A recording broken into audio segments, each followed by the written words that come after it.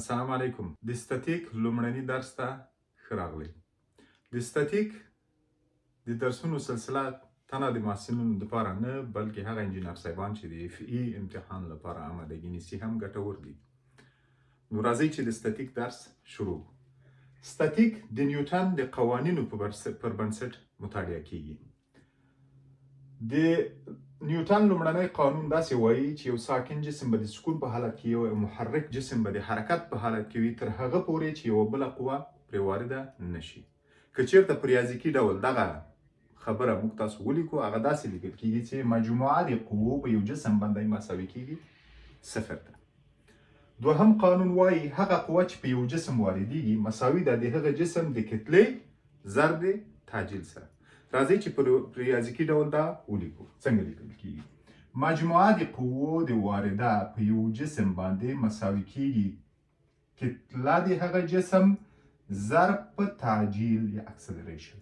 ماس ضرب د اکسلریشن. او دریم قانون وایي چې هر عمل مساوي اما مخالف عکس العمل لري، چې په انګلیزي کې وایي every action has equal and opposite reaction. نو درې وړه قوانین به په یو مثال سره موږ تاسو معرفي کړو. لومړي قانون کې چې یو ساکن جسم به د سکون په حالت کې وي، موږ تاسو کولی شو دا تخته په نظر کې ونیسو. دا تخته ولاړه ده دلته سکون په حالت کې ده. که چیرته زه دا انتقال نه کړم د یو جي نه بل جي ته، نو دا به همدلته ولاړه وي. که چیرته زه دا انتقالوم، معنا دا چې دلته زه یو قوه په دې باندې واردوم، نو هغه د نیوټن د اول قانون باندې نه مطالعه کیږي. او محرک جسم به د حرکت په حالت کې وي تر هغه چې یو بله قوه پرې وارده نشي. البته دلته یو مسله هغه چې واضح شي هغه دا ده چې دلته سرعت چې ده ثابت وي. که چیرته سرعت ثابت نه وي نو په اول قانون کې دا نه مطالعه کیږي.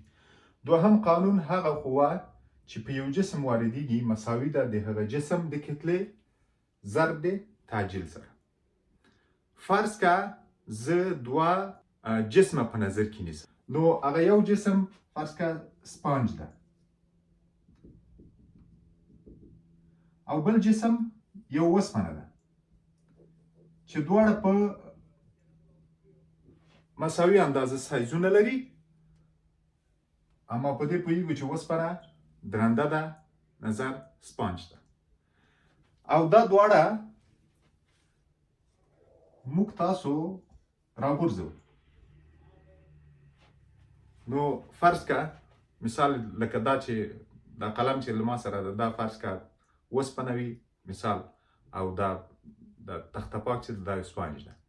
او دا که زه چیرته دواړه په خپلو پښو باندې راوغورځوم، نو دا فکر وکړه دا وسپنه ده او دا دواړه په مساوي اندازه سایزونه لري. نو چې دا زه راغورځوم دلته دواړه په مساوي تعجیل سره راولیږي. هغه تعجیل څه شي ده؟ هغه د مځکې د جاذبې قوه ده چې موږ تاسو په پوهیږو هغه 9.1 متر فی سکند مربع. نو دا که زه چیرته راوغورځوم، ګورئ په یو تعجیل سره دواړه مځکې ته ولوېدل. او که چیرته د ما په پښو باندې راولوېږي، نو د ما هغه پښه چې اوسپنه پرې راولېږي هغه به د ډېر درد احساس وکړي، ځکه چې اوسپنه خو ډېره قوه واردوي. او سپانج چې ده کیدای شي په هغه باندې زه دومره قوه وارده نشي، پرې پوه هم نسم. نو ځکه دلته وایي چې قوه مساوي کیږي یا قوه مجموعه د قوو مساوي کیږي کتله ضرب د تعجیل سره. او دریم قانون وایي هر عمل مساوي او مخالف عکس العمل لري. په بخښنې سره دلته یو پړی موږ تاسو په نظر کې نیسو. هغه داسې چې فرض که یو مقیاس لرو دلته، دا د دوو پړو په منځ کې موږ تاسو تړو، دوه نفرو باندې دا کش کوو. دا یو نفر دلته دې خوا نه کش کوي او بل نفر له دې خوا نه دا کش کوي. نو دواړه په مساوي اندازه 20 پاونده قوه په دې باندې واردوي، په دې مقیاس باندې. مقیاس یا سکیل باندې. سکیل یا مقیاس هغه اله ده چې موږ تاسو ته هغه اندازه د ټنشن یا کشش موږ تاسو ته راښیي چې څومره اندازه په دې باندې واردېږي قوه. نو څه فکر کوئ چې دا مقیاس به موږ تاسو ته څومره قوه راوښیي چې څومره قوه په دې وارده سوې؟ زه به تاسو ته جواب ولیکم.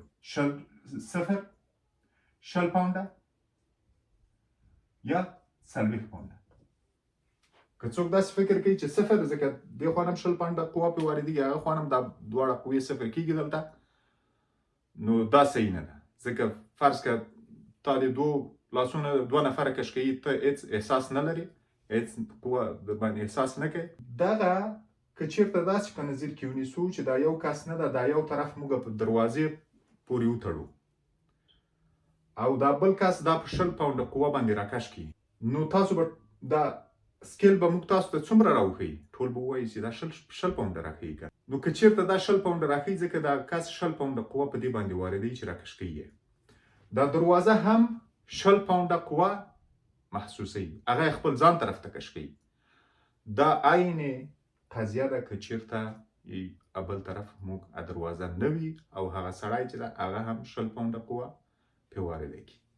نو دا عمل مساوي او مخالف عکس العمل ښیي. موږ تاسو بل مثال هم په نظر کې نیولی سو. فرض که موږ دلته لرو یو پلاس یا یو انبور، دلته یو قوه موږ واردوو، هغه پی قوه ده، او دلته یو جسم، یو وسپنه یا یو جسم په نظر کې نیسو. نو فرض که دا 100 پاونډه قوه دلته د دې طرف نه واردېږي او 100 پاونډه له دې طرف نه، نو دا جسم به څومره احساس کوي؟ 0 100 پاونډه او یا 200 پاونډه.